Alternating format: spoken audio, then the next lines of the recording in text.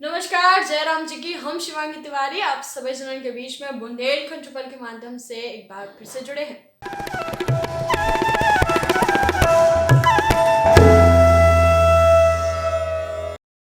Bundelkhand triple के माध्यम से आज आप सभी जनों के बीच में अलग चीज लेके आए हैं। अलग चीज मतलब रामायण काल की चीजें लेके आए हैं। उसे तो आप भली भांति परिचित हुई हो, लेकिन एक प्रसंग है जी का हम आपको बता रहे हैं। एक प्रसंग है जी में गोस्वामी तुलसीदास जी ने का लिखो है कि हरि अनंत हरि कथा अनंता, कहाँ ही सुने ही बहु विधि सब संता।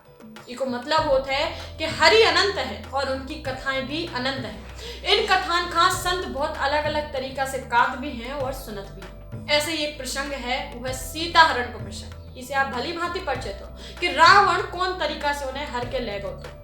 मूल कहानी तो हर जगह एक ही है, सब जने जानत कि सीता वन में पर्णकुटीर में अकेली हती। रावण भेष बदल के भिक्षा मांग में आऊ और सीता का तरह तरह के प्रलोभन दे डरात भी है, दिखलाउत भी है। और जब सीता नहीं दिखती नहीं डराती तो उन्हें जबरन लेके चलो जा। वनवास के दौरान पर्णकुटी में राम जानकी और लक्ष्मण की एक झलक कैसी है बाप देखो। जबरन ले जावे की कहानी में भी फर्क है।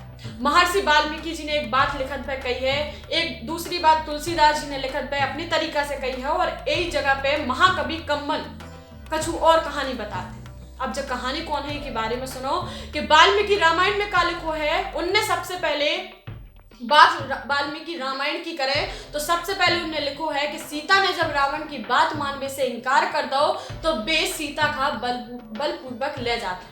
यह रचना संस्कृत में है और वाल्मीकि ने कैसे लिखो श्लोक के माध्यम से कि अभिगम्य सुदुष्टताम राक्षस काम मोहिता जग्राह रावणः सीताम बुध खे रोहिणी में बामेन सीताम पदाम छे मूर्ध जैसु करेण सहा और वस्तु दक्षिणेव परिजग्राह पाणिनि। इको मतलब जो होता है कि काम से मोहित अत्यंत दुष्ट आत्मा राक्षस रावण ने सीता के पास जाके उन्हें ऐसे पकड़ लो जैसे कि आकाश में बुद्ध ने रोहिणी का पकड़ने को दुस्साहस करो। तो जो है तो पहले श्लोक को मतलब।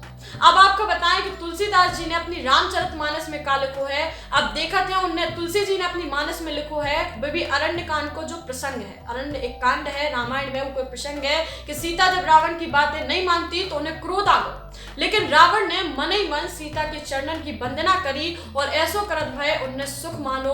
और एक दोहा लिखो है कि क्रोध बंत तब रावण लीनी सी रत बैठाए, चला गगन पथ आतुर भयम रत हांकी न जाए। इको अर्थ एकदम स्पष्ट है, सब जने समझ गए हो, लेकिन फिर भी बताएं कि रावण ने क्रोध के संगे सीता का रथ पे बैठा लो, बड़ी आतुरता के संगे आकाश मार्ग से चलो, लेकिन डर के मारे उनको रथ हाँखो नहीं जा रहा। और एक कहानी में बात करें कवि कम्मन की तो इनने एक और बात जोड़ देते थे। इनने अपनी अलग तरीका से एक बात कही है।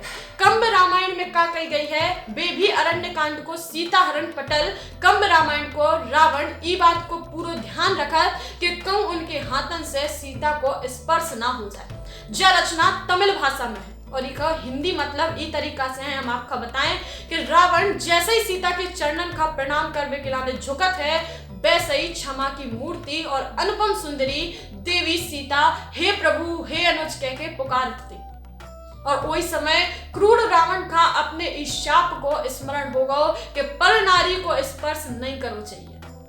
ऐसे उनने अपनी स्तंभ जैसी ऊंची भुजान से वो आश्रम के स्थान का नीचे से एक योजन तक ऊपर कूद के उठा लो और इस तरह से सीता का उनके आश्रम सहित उठा के रथ पे रख लो। अब देखो बात सीता हरण की है, लेकिन तरीका में फर्क साफ दिखत है।